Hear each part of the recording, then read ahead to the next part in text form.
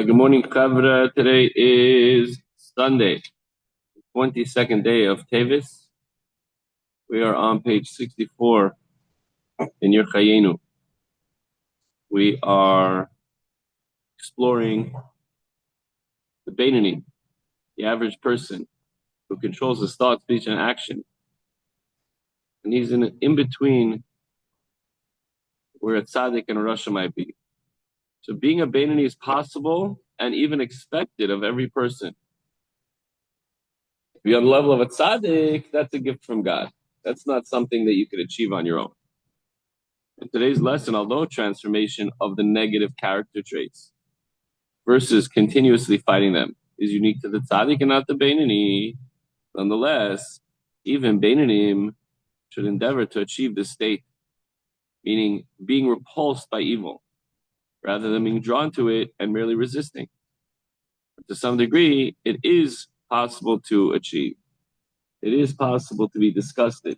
As we said before, maybe not our entire existence, but we could have Beinoni moments throughout our day.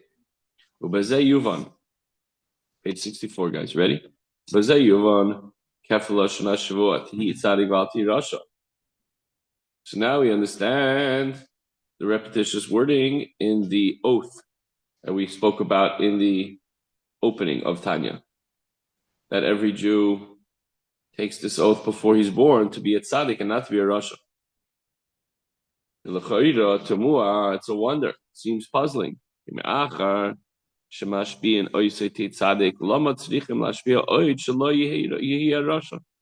Once we say we're going to be a tzaddik, why do we also have to mention and add that we're not going to be a rasha? I already said I'm going to be a tzaddik. I promised. Because not everybody's going to reach that level.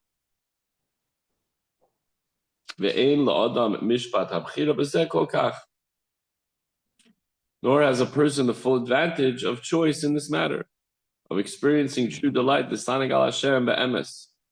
really celebrate and delight in Hashem, and also the flip side, that he abhors and hates and is disgusted by evil. You could say, I don't want to do that thing, but do we truly hate the evil? So even if a person is not privileged to become a tzaddik, he should at least try not to be a Beinoni, and therefore we're also told, and not a rasha. What did I just say? He should at least try not to be a rasha. But instead he should be a Beinoni.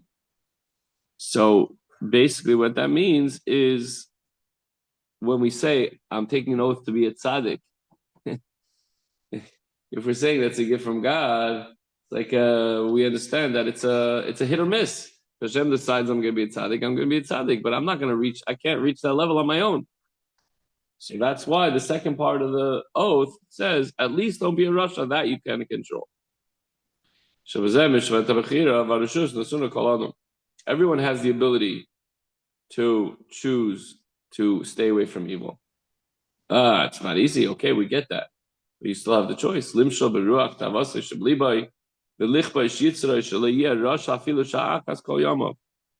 have the ability to control the spirit of lust in your heart and to conquer your nature, so that you shall not be wicked for even a single moment throughout your lifetime. That's a Beinoni. Even though there's constant struggle. And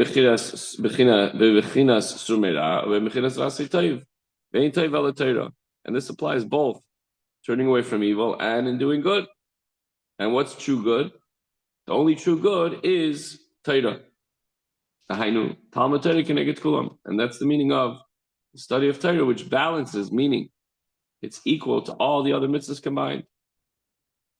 So the Alter Rebbe now goes on to state that everyone should strive to emulate the tzaddik service of God. So you could say it's not fair. If there's a tzaddik and Hashem chosen to be a tzaddik, and there's no possibility of me being a tzaddik, so what's the point? I don't even want to know about these things, because I'm never going to be able to attain it unless Hashem decides. So maybe the tzaddik is there for us to emulate. The tzaddik is there. If the tzaddik did such and such, if the tzaddik acted in such a way, then I know that that's the right way. So therefore, one has to try to be a tzaddik to the best of his ability, to emulate and imitate and follow the way the tzaddik conducts himself. A person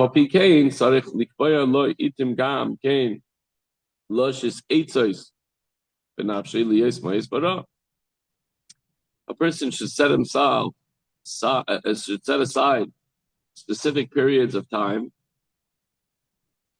It's one thing if you set aside time to delight in Torah and to learn and to daven and everything else.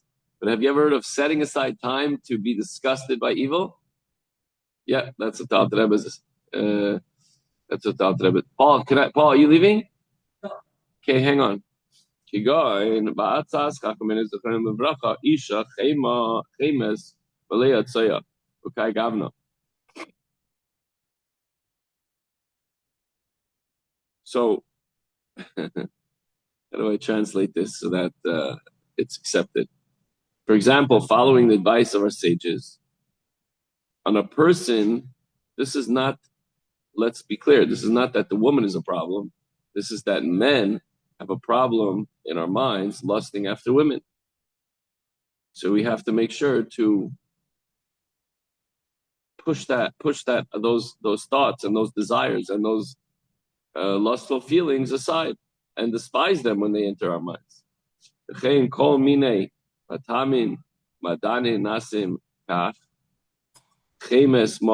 And so too, a person should learn to despise gluttony by reflecting that all these delicacies and Teves, pleasures of the world, are vessels full of waste.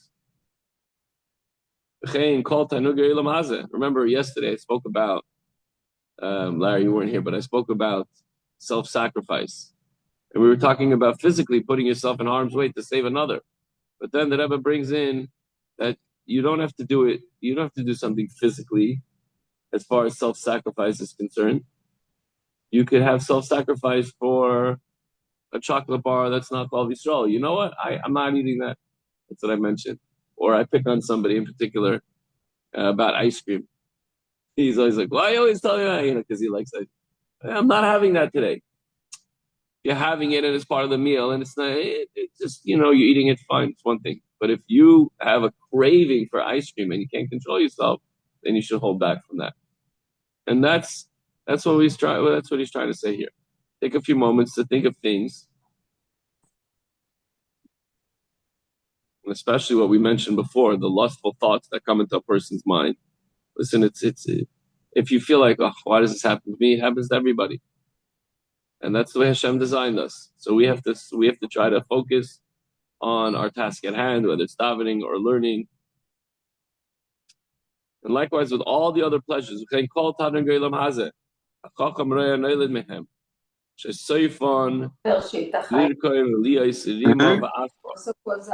comes to all the pleasures of the world. A wise man foresees what becomes of them. They ultimately rot, become worms and refuge. We discard them, right?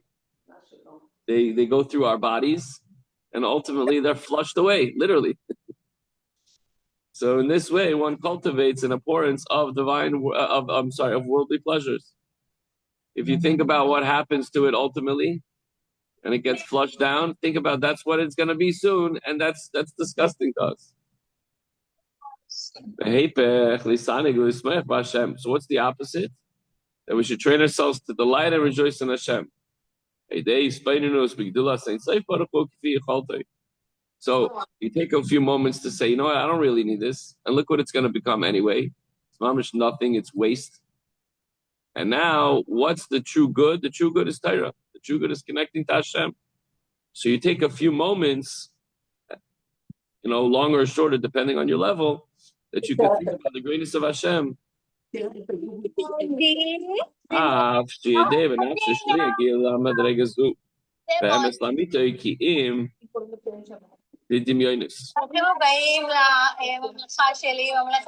not on mute, please, if you don't mind, put your phone on mute. Okay.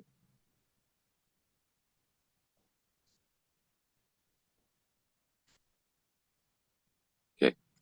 Now, He may well know that he will not attain this degree of loathing evil and delighting in the godliness of Hashem with the fullest measure of truth, but he will only imagine it. That doesn't mean you shouldn't try. Take a few moments before davening and think about how these delights that he's desiring is just going to become waste, and it's worthless and pointless to be all, oh, I didn't get that last cookie I wanted. And at the same time, to think about the greatness of Hashem. Maybe it's not going to be the level in which a person thinks that he has to reach, but at least it's something. He has to try.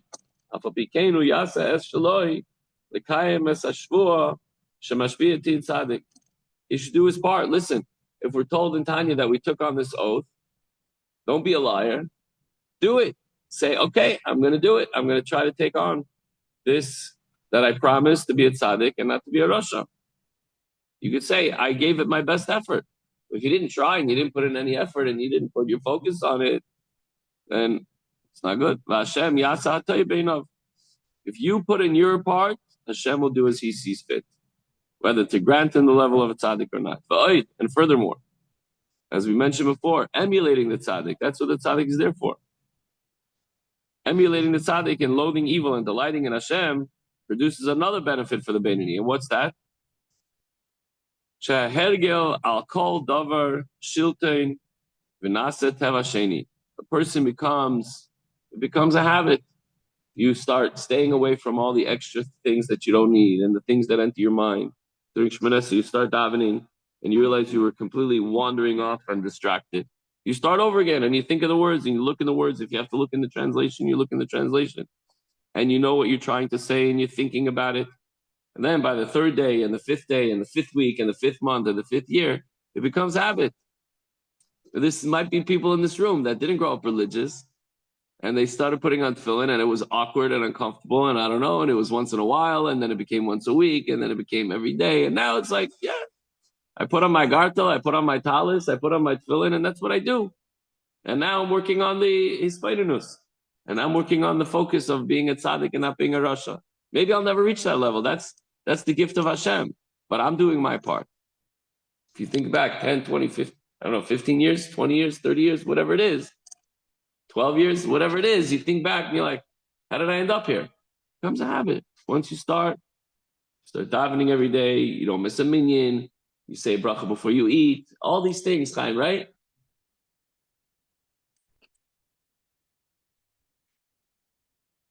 And we actually mentioned in the Maimer, right? You're on a very high level. We're all Baal Shuvas, by the way. I'm not excluded from that. Shahargil called davar, or at least aspiring Beinoni, right? That's a word. That's what we're trying here. By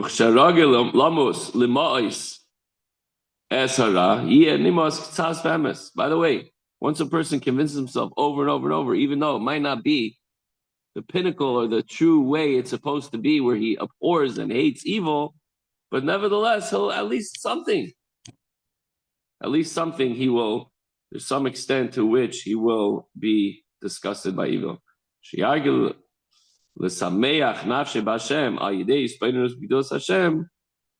And same thing, when he accustoms himself to rejoicing, to reflecting on Hashem's greatness,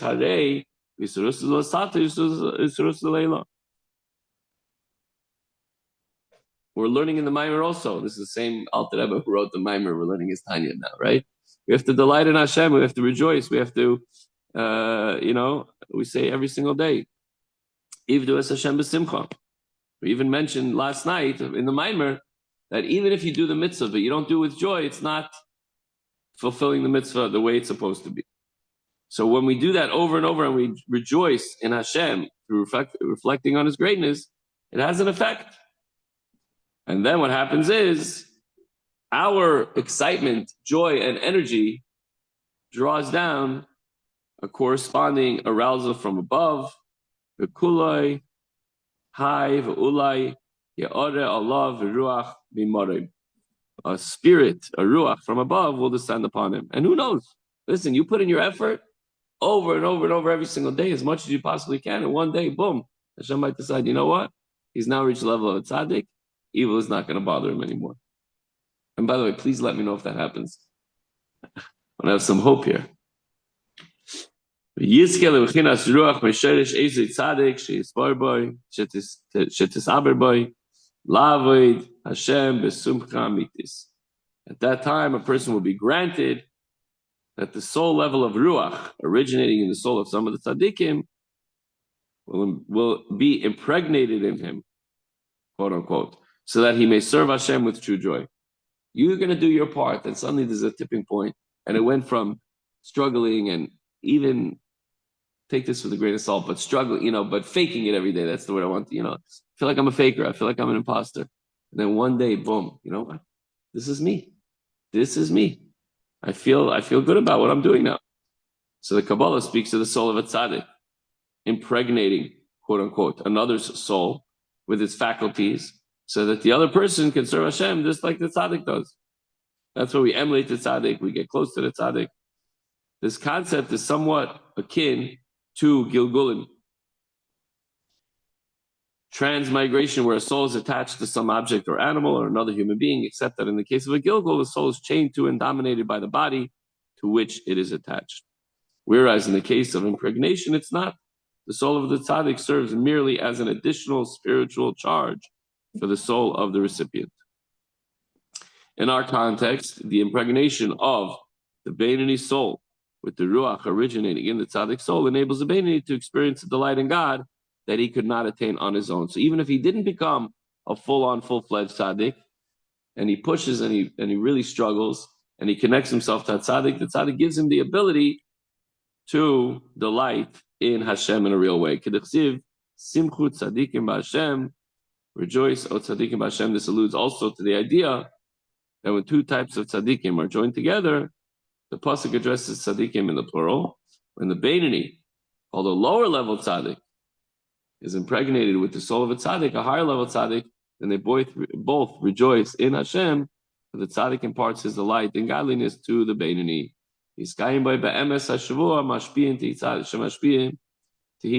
And in this way, this oath that we took on to be a tzaddik will be truly fulfilled. So you got to do your part, and you got to struggle every single day. And then it becomes habitual. And one day, boom, suddenly you might feel, I really love this, which you may have experienced. And you say, but I'm still not a tzaddik. But you have a little tzaddik in you. And even as the Beinani, that level that you reach, you're still able to rejoice. And now you're able to fulfill that promise that you made before you were born, before you came into this world. So the takeaway is that all that Hashem expects of you to do and to control is in your abilities to do. We just have to do it. Always do acts of goodness, anything that comes your way. Think first. Use your seichel that God gave you, your chabad, your chachma, your bina, your das. Is this appropriate for me to do? And if not, get it out of my life. Push it away. Do not act in an evil manner. And once in a while, take a few moments to reflect. Think about the greatness of Hashem. Think about the beautiful world that we live in, the nachas that we have from our families, from our children, from learning Torah. And then we think about the evil and say, I don't want this part of my life, and push it out with both hands. And in that way, the more we do it, the more accustomed to doing it we will become. It'll become a part of us. It'll become a habit. And then, of course, we could have tzaddik-like moments, and we could truly rejoice in Hashem and His Torah. Have a wonderful, wonderful day, and all the best, everyone.